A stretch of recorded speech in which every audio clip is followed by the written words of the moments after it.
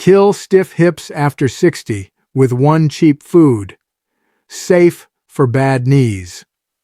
Right now, while you are sitting in that chair or lying in that bed or standing at the kitchen counter holding the edge of it because your hips ached when you got up this morning, something is happening inside your hip joint that nobody has explained to you.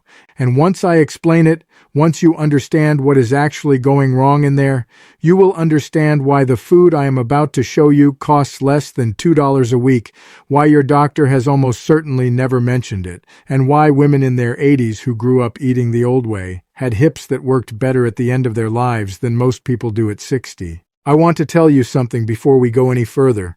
I am not going to tell you to do yoga. I am not going to sell you a powder or a pill or a program or a subscription to anything.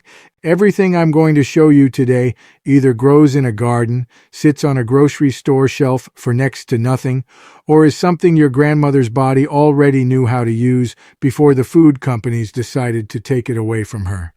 My name is Elias Yoder. I am Amish, and I farm in Lancaster County, Pennsylvania.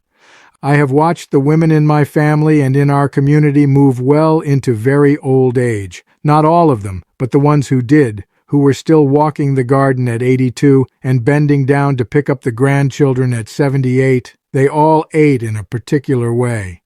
A way that is not fashionable. A way that the people selling you supplements and joint creams and procedures do not want you to think about, because there is no money in it for them. So let me start with the problem. Because if you do not understand the problem, the solution will not make sense. Your hip joint is a ball and socket. The round top of your thigh bone sits inside a cup-shaped socket in your pelvis, and the whole arrangement is lined with cartilage, a slick, rubbery tissue that lets the two bones glide past each other without grinding. Think of it the way you would think of the white gristle you sometimes see on the end of a chicken leg. Smooth, firm, slightly wet. That is what healthy joint cartilage feels like. It absorbs the shock when you walk. It lets the joint move easily. When it is healthy, you do not think about your hips at all. Here is what happens to most people after 50. That cartilage starts to thin. It starts to dry out. The surface that was smooth gets rough, and instead of two surfaces gliding, you get two rough surfaces grinding, and that grinding causes inflammation, and that inflammation causes stiffness and pain, and most people call that arthritis and figure it is just age and there is nothing to be done. But here is the part that changes everything, and it took me a long time to understand it well enough to say it plain. Cartilage does not have its own blood supply. It gets almost everything it needs, including the building materials it needs to repair itself, from the fluid that surrounds it, the synovial fluid inside the joint. That fluid has to carry in the nutrients and carry out the waste. And if the fluid is thin or poor in what cartilage needs, or if the things the body makes cartilage from are missing from your food, then the cartilage cannot repair itself the way it is supposed to. It just slowly wears away. And here is the part that the supplement industry does not want you to think about. Your body already knows how to make healthy joint fluid. It already knows how to feed cartilage. It has been doing it since you were born. What it needs is the raw material.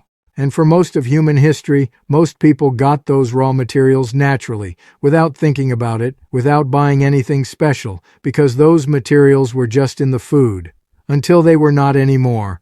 The food I want to show you is one that most people throw away.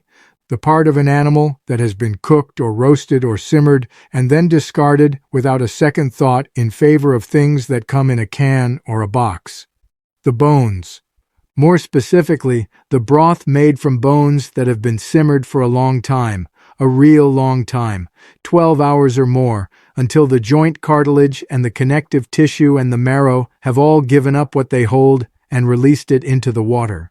That liquid is what your grandmother called bone broth, and before that, what her mother called soup stock, and before that, what every culture in the world for thousands of years called simply the pot that simmered on the fire. It was not a health food. It was not a trend. It was just the way the whole animal got used, and nothing went to waste, and the pot was never fully empty, and the woman of the house skimmed the top and ladled it out, and nobody talked about it because it was as ordinary as bread, Let me tell you what is in that broth and why it matters for your hips specifically. When you simmer bones for a long time, especially the knuckle bones and the chicken feet and the beef marrow bones with their joint ends still intact, a few things come out of those bones into the water. The first and most important is a protein called collagen.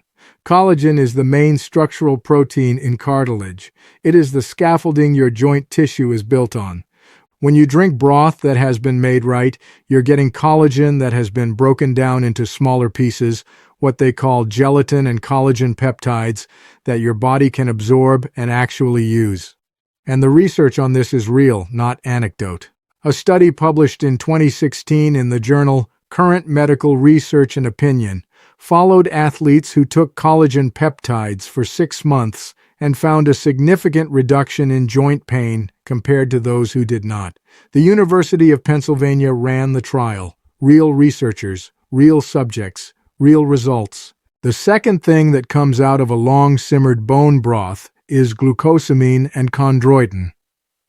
You have probably seen those words on supplement bottles at the pharmacy for $30 or $40 a month. Your body makes both of them. The cartilage of the animals you are simmering contains both of them in their natural form. When the connective tissue softens and breaks down in the pot, those compounds come right out into the liquid. The same compounds people are spending hundreds of dollars a year to take in capsule form, you can get in a cup of broth made from bones that the butcher often gives away or sells for almost nothing because most people do not want them. The third thing is glycine.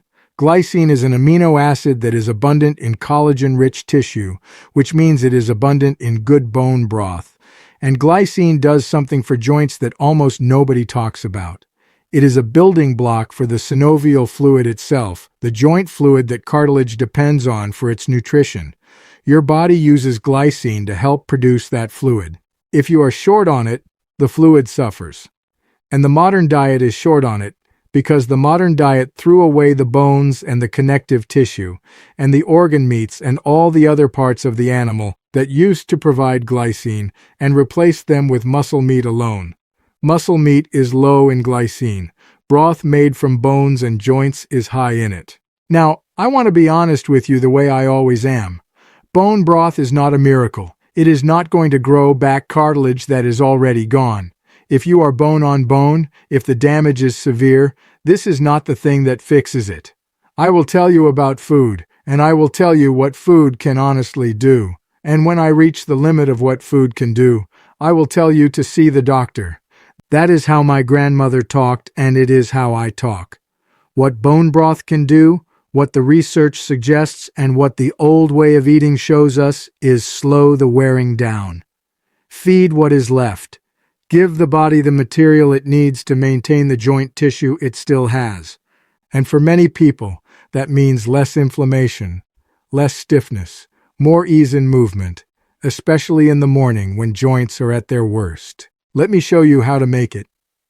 Because the way most people try to make it does not work. And that is why some people try it once, get a thin, pale, sour-smelling liquid, and decide it does not work and give up. The first thing you need is the right bones. Not any bones, the right ones. For hip and joint health specifically, you want bones that have a lot of connective tissue attached. Chicken feet, if you can get them, are extraordinary. I know that sounds like something from another era. In our community, we use every part of the bird, and the feet have more collagen than almost any other part. Chicken backs, necks, and wings are also good. For beef, you want the knuckle bones, the marrow bones, the oxtail. Ask at a butcher counter or a farm store. Tell them you want soup bones with the joints on them.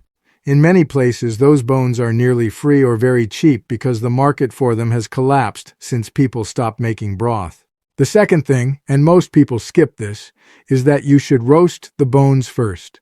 Spread them on a baking pan and put them in a hot oven, 400 degrees, for about 30 minutes until they are browned. Not burned, browned. The browning develops flavor so the broth does not taste like pale water. This step makes the difference between a broth you want to drink and one you do not. Then you put the bones in your biggest pot. A slow cooker works, and it is the better tool for this because you can let it run overnight without worrying. You fill the pot with cold water, enough to cover the bones by a couple of inches. You add 2 tablespoons of apple cider vinegar. This is the old farmer's trick, and there is real chemistry behind it. The acid in the vinegar helps pull the minerals out of the bones and into the water. It makes the broth more nutritious. You will not taste it when it is done. Then you add an onion cut in half, a few cloves of garlic, a couple of carrots, some celery, a handful of peppercorns. Nothing fancy. The vegetables add flavor and nutrients. Now you cook it. And here is where patience matters more than anything. For chicken, 12 hours minimum. For beef bones, 24 hours is better, 36 is not too long. The goal is to cook it long enough that the connective tissue fully breaks down and the liquid turns into something that, when you chill it, sets up like Jell-O. Not thin like water, like Jell-O. If your broth does not gel in the refrigerator, you either did not cook it long enough or you did not use the right bones. A broth that gels is a broth that is rich in gelatin and collagen. That is what you want. When it is done, you strain out the solids, and you let it cool, and you skim the fat off the top when it solidifies. What is left is your broth. You can salt it and drink it from a mug. You can use it as the base of every soup. You can cook your rice or your beans in it instead of water. You can pour it over cooked vegetables. Every time you would use water for cooking, you can use broth instead, and every time you do, you are feeding your joints without even thinking about it. The goal, and I will say this plain because vague advice does not help anyone, is 1 to 2 cups of good bone broth per day. That is what the women in my community who moved well into old age had. Not as medicine, not measured out like a pill. Just as part of the food. A cup in the morning sometimes, a bowl of soup at noon, a cup of broth with supper. Now, I want to tell you about the second food, because bone broth works best in combination with something else, something that addresses the inflammation side of the problem, because stiff hips are not only a cartilage problem, they are also an inflammation problem, and the two have to be addressed together. The second food is turmeric. Not the turmeric capsule at the health food store for $25 a bottle. The actual spice. The yellow powder in the small jar in the spice aisle, sometimes called turmeric and sometimes called Indian saffron, that has been in the back of the cabinet since someone made a curry 3 years ago. That jar. The active compound in turmeric is called curcumin, and the research on curcumin and joint inflammation is extensive enough that it is worth talking about plainly. A 2019 meta-analysis published in Frontiers in Pharmacology looked at 8 randomized controlled trials and found that curcumin supplementation significantly reduced joint pain and stiffness compared to placebo, with effects comparable in some studies to anti-inflammatory medications like ibuprofen, without the stomach damage that long-term ibuprofen causes, without the kidney stress. The body of research is not perfect, but it is consistent enough that it is very hard to ignore.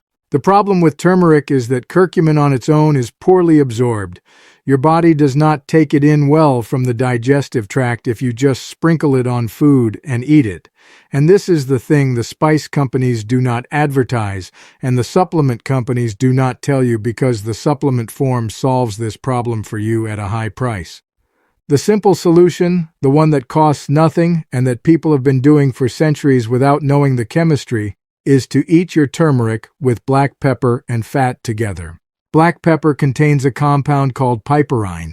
Piperine increases the bioavailability of curcumin by up to 2,000%.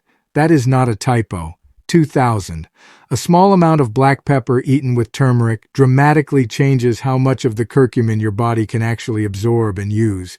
And fat, a little olive oil or butter or coconut oil eaten at the same time, helps further because curcumin is fat-soluble, meaning it dissolves in fat and gets into the bloodstream more easily when fat is present. So the recipe, if you want to call it that, is simple. You put turmeric in your food every day. 1 teaspoon is enough. You put black pepper in your food every day, which most people already do. You cook it in oil or butter. You eat it with a meal that contains some fat. That is all. The old Indian women who have eaten this way their whole lives did not know the word curcumin or the word piperine. They just cooked the way their mothers cooked, and they moved well into very old age. A golden milk, which is warm milk, or milk alternative with turmeric and black pepper and a small spoon of honey, is one of the easiest ways to get this every day if you do not cook with turmeric regularly. Warm it on the stove. Drink it in the evening. Your hips do not care that you are drinking something fashionable. They only care that the curcumin gets in. The pepper and the fat make sure it does. Now, I want to take a moment because there are a few things I need to say plainly, the way I would say them to a neighbor sitting at my kitchen table. The first is about movement. Food alone will not fix stiff hips. I know that is not what you came to hear, and I am not going to pretend otherwise. The joint needs movement to distribute the synovial fluid that feeds the cartilage. A joint that does not move does not circulate that fluid, and the cartilage suffers for it. This does not mean you need to run or do hard exercise. It means gentle movement every day, walking, even slow walking, even 10 minutes. The kind of movement that gets the fluid circulating inside the joint without grinding the surfaces together. Swimming is extraordinary for hip joints because the water takes your body weight and you can move the joint through its full range without loading it. If you have access to a pool, use it. If you do not, walk, even around the house, even slowly. The second is about weight.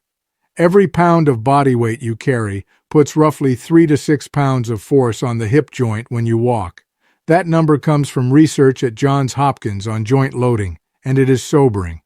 Losing 10 pounds takes 30 to 60 pounds of force off your hip joints with every step you take. I am not telling you this to make you feel bad. I am telling you because it is true, and because it matters, and because no food in the world, no matter how good, fully compensates for that mechanical load if there is a great deal of excess weight pressing down on a joint that is already struggling.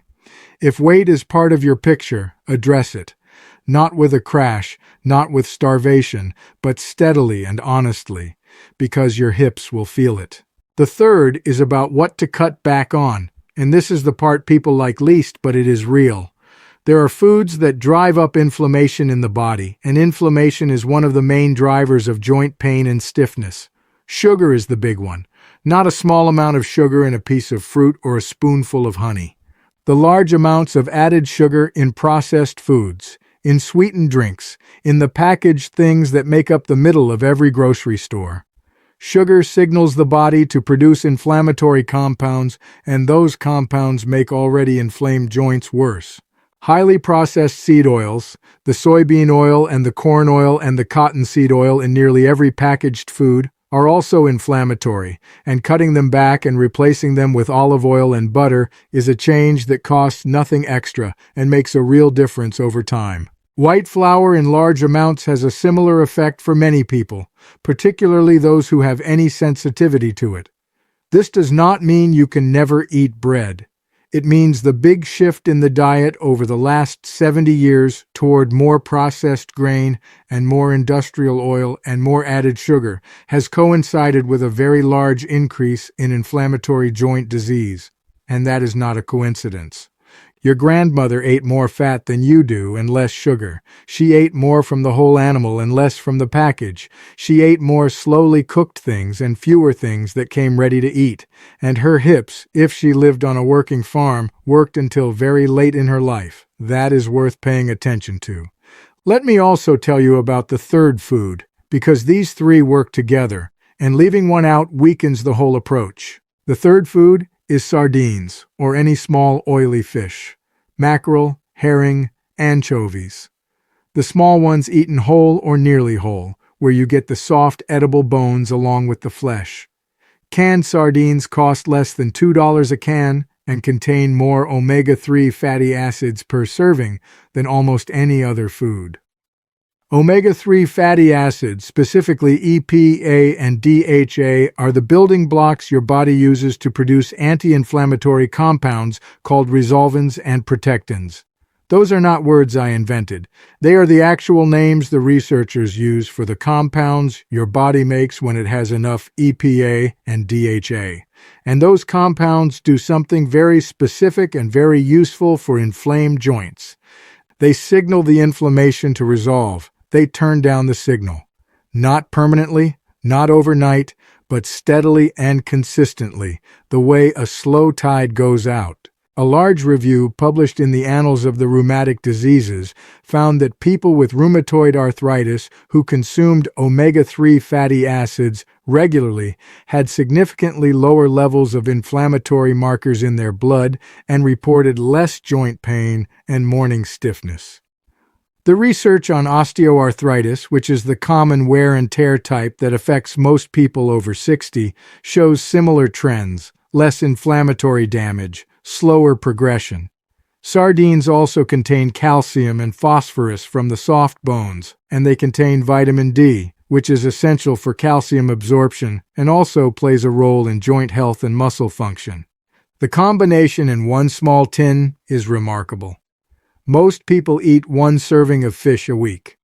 For joint health, 2 or 3 servings of oily fish per week is the target the research points to. If you truly cannot eat fish, walnuts and flaxseed provide a precursor form of omega-3 called ALA, but the body's conversion of ALA to EPA and DHA is inefficient.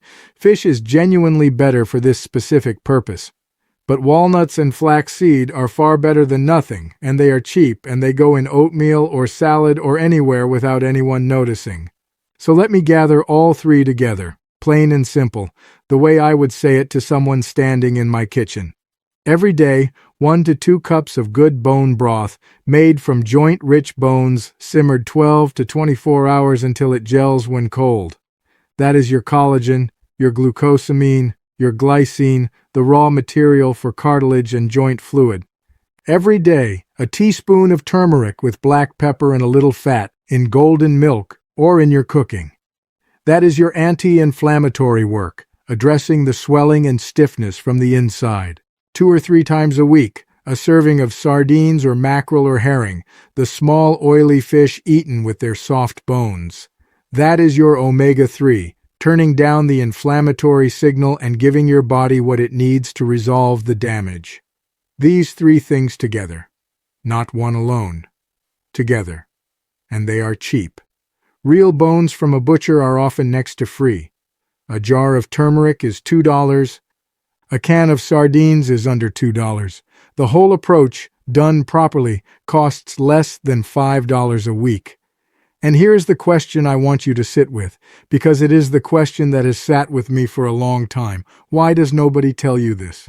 Not your doctor, who spends on average 7 minutes with you in an appointment, and whose training in nutrition is, at most medical schools in this country, very limited. Not the pharmacist selling you the anti-inflammatory pills. Not the television advertisement for the joint supplement that shows a smiling 60-year-old running on the beach. Not the orthopedic surgeon whose specialty is the replacement of the joint. Not the prevention of the replacement. There is no money in telling you to make broth from bones. There is no margin in a jar of turmeric. Nobody gets paid to explain that sardines cost less than $2 and contain more anti-inflammatory power than most supplements on the shelf at $40 a month. The money is in the supplements you keep buying, and the procedures, and the prescriptions, and the monthly subscriptions. Not in the pot on the stove that your grandmother never thought twice about because it was just how food worked. This is not anyone's fault. The way a tick hiding in the lawn edge is not anyone's fault. It is just how the money flows. And a thing that is no one's job to teach is a thing that gets forgotten. And when it gets forgotten, people suffer for it in ways that were not inevitable. Now I want to hear from you. Tell me in the comments what your worst hip trouble is and what time of day it is worst. Because stiffness that is worst in the morning points to one thing, and stiffness that is worst after sitting points to another. And people reading your comment need to hear those differences. And tell me if your mother or your grandmother had hip trouble, because it often runs in families, and I want to understand whether the food approach alone was enough for them or whether they needed more. And if you have tried bone broth or turmeric and had a result you noticed, whether good or not what you expected, I want to hear that too, because I read these and I learned from them, and someone reading your words next week will be helped by them. Next time, I am going to show you the 3 movements my grandmother did every single morning of her adult life before she stood up from her bed. Not exercises, not stretches from a class. The small, deliberate movements that any person can do lying down, that warm the synovial fluid in the joint before it has to bear weight.